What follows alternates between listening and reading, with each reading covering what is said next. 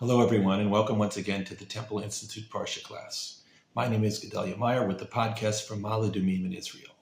We all know that there is a certain hierarchy of importance in life.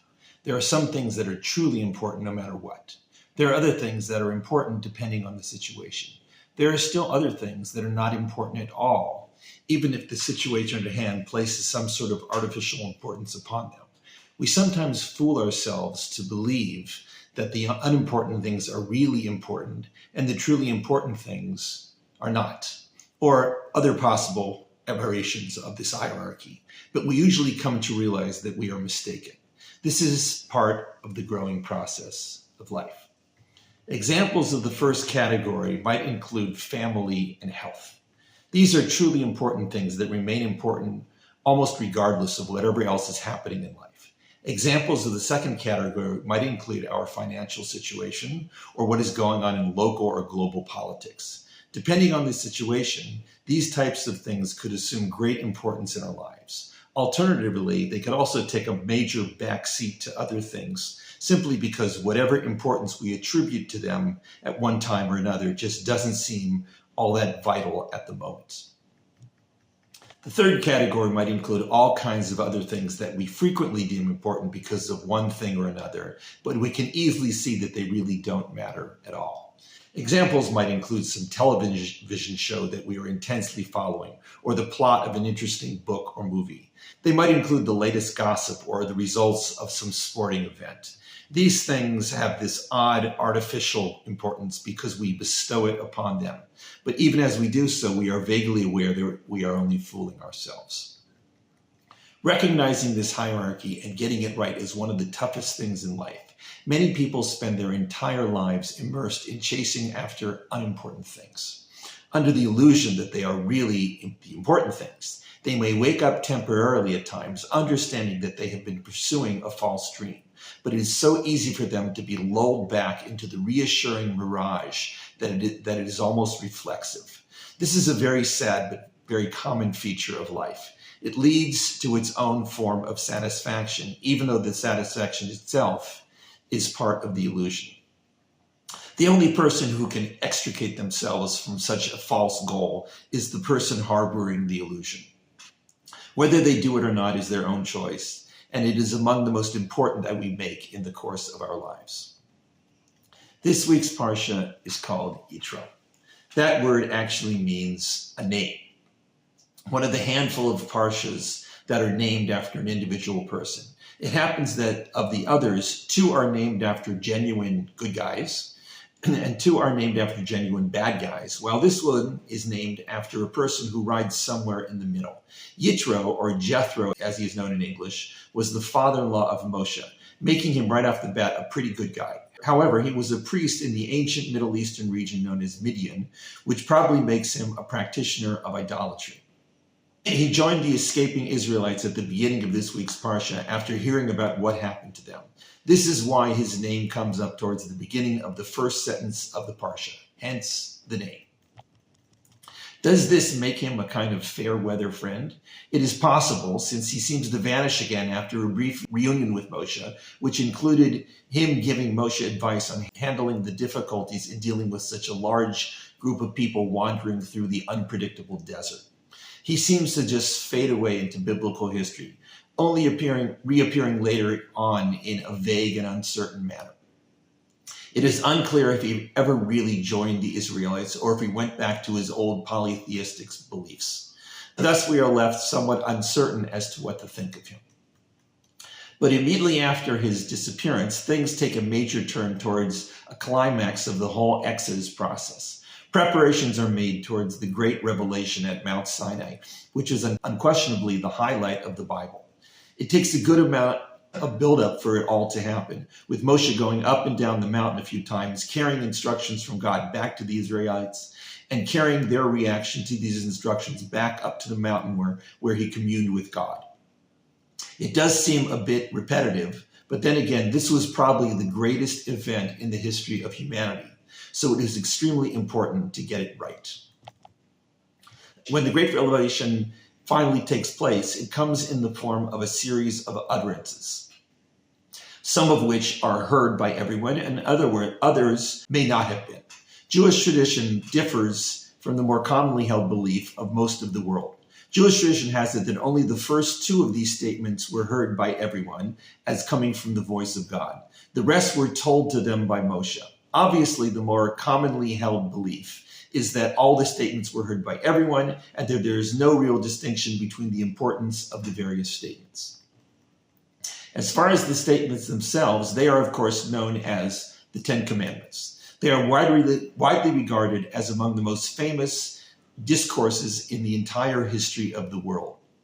Many would rate them as the most important declaration ever made in human language. They include such fundamental laws as the prohibition of murder, of stealing, of committing adultery, of lying in a court of law, and of coveting that which belongs to another.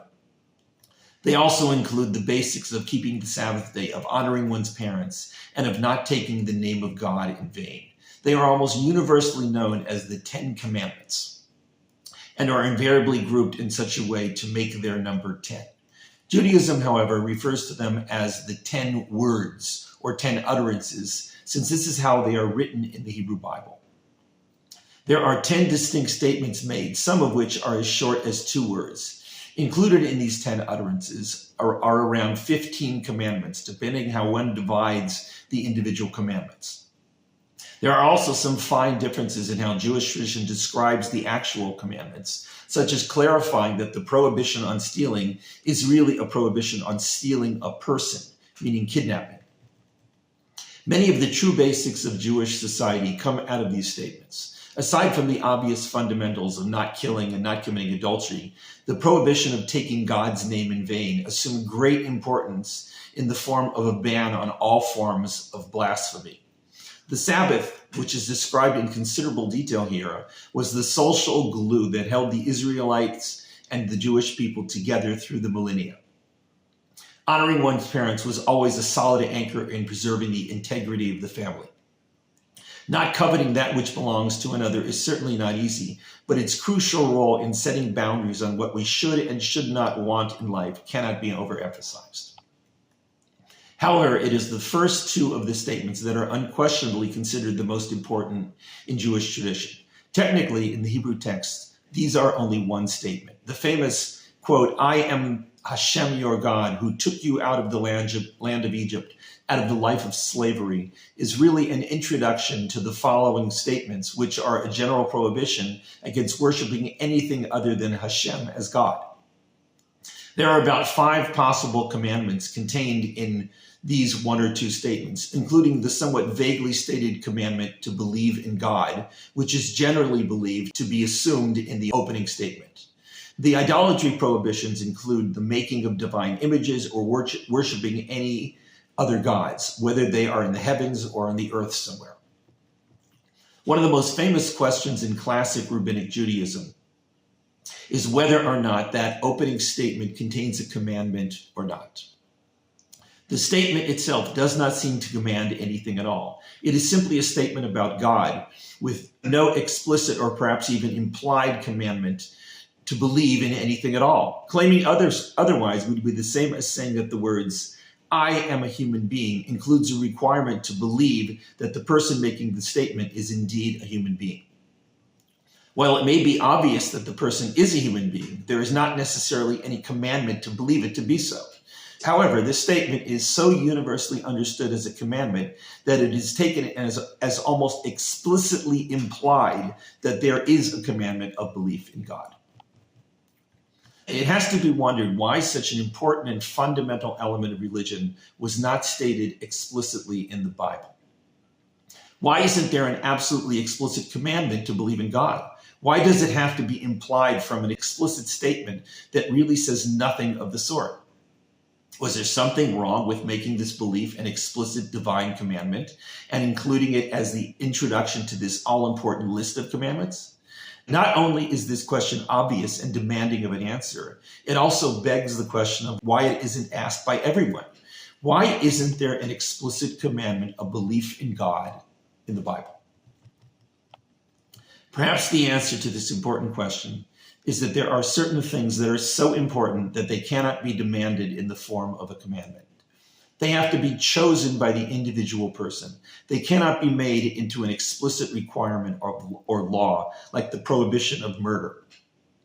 It is only the individual human being who can decide this matter of belief for themselves.